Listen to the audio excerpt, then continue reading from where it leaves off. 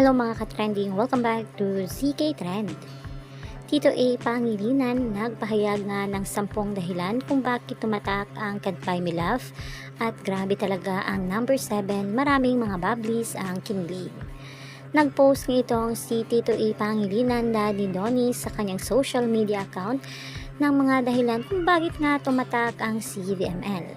Ayon nga dito sa post ni Tito A, sa tingin ko lang po, ayon sa aming karanasan namin ni Maricel, number 1, yung nakita mo ang pag-mature ng mga artista linggo-linggo. Yung naintriga ka sa istorya at sinama mo na ang paghula ng plot twist, ang barkada at kaopisina. Yung di mo alam kung si Darren o si Stephen ba ang nasa harap mo at nakokonsensya ka na gusto mong bumawi para kay Bigo. Yung umikot na ang schedule mo pagpasok at pag-uwi sa schedule ng teleserye gabi-gabi.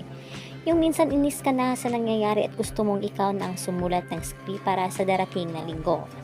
Number 6, yung gusto mo na mag-sorry sa dami mong hinusgahan tulad ni Auntie Cathy na wala namang kinalaman.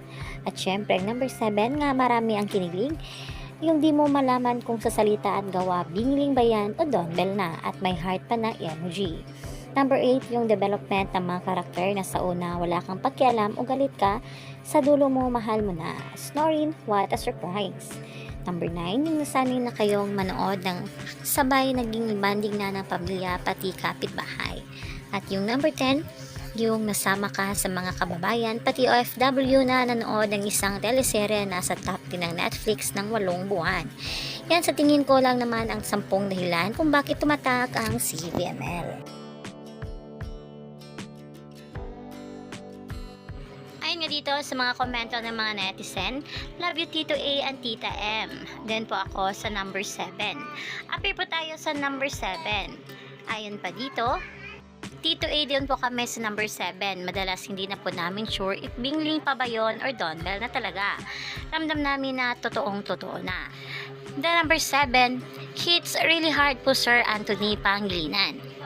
Ayun pa dito, number 7 po minsan nalilito na kung Bingling pa ba or Donbel na. At narito pa nga ang ilang mga komento ng mga netizens sa Twitter.